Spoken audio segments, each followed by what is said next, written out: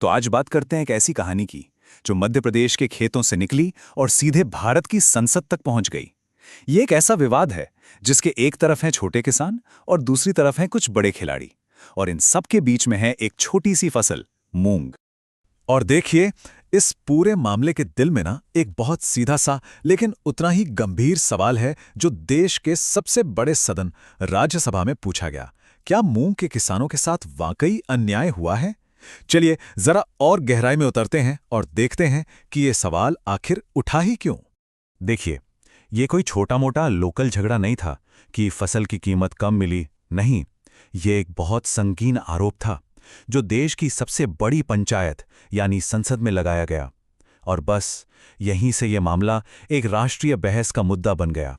तो इस पूरे विवाद को ठीक से समझने के लिए सबसे पहले हमें उस चीज को समझना होगा जो इसके बिल्कुल सेंटर में है, यानी मूंग की फसल। और ये जानना होगा कि हजारों किसानों के लिए इस पर इतना कुछ दांव पर क्यों लगा था। अब देखिए, मूंग को तीसरी फसल भी कहते हैं, मतलब जो रबी और खरीफ की मुख्य फसलों के बाद उगाई जाती है। और कई किसानों के लिए ना ये सिर्फ कोई एक्स्ट्रा कमाई का जरिया नहीं है, बल्कि यही वो फसल है जो तय करती है कि किसान का पूरा साल कैसा जाएगा, खुशहाली में या मुश्किलों में।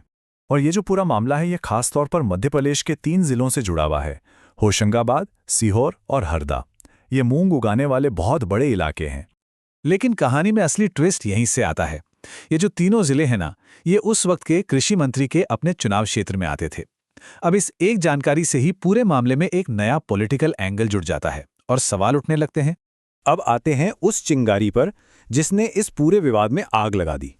ये चिंगारी थी कीटनाशकों से जुड़ा एक दावा, और यही वो वजह बनी जिसके चलते सब कुछ देर से हुआ और जिसके नतीजे बहुत गंभीर निकले। तो सीधा सवाल यही है कि आखिर सरकार ने मूंग खरीदने में देर की ही क्यों? मतलब ऑफिशियली क्या वजह बताई गई थी? और जो वजह बताई गई वो सच में चौंकाने वाली थी। सरकार ने कहा कि मूंग हेल्दी नहीं है और उसमें इतने ज्यादा केमिकल वाले कीटनाशक हैं कि उसे खाया नहीं जा सकता।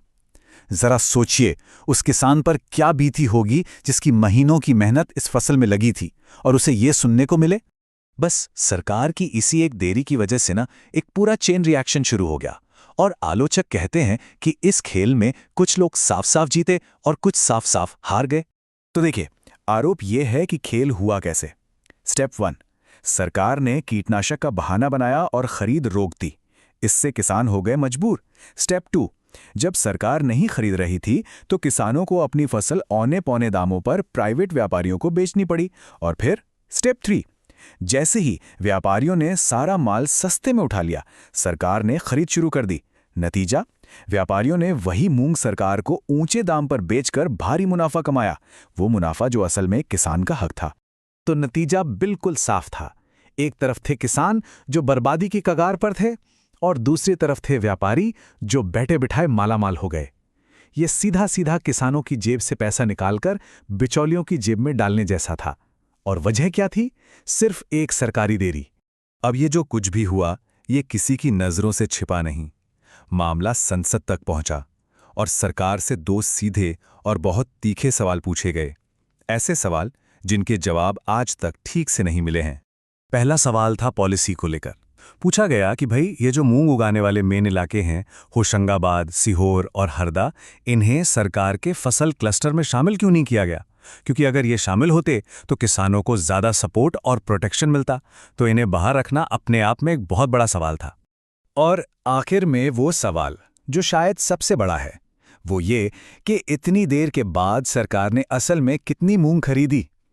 इसका कोई साफ सरकारी आंकड़ा है ही नहीं, और इसी वजह से ये जानना नामुमकिन सा हो जाता है कि किसानों को असल में कितना नुकसान हुआ और व्यापारियों ने कितना बड़ा मुनाफा कमाया।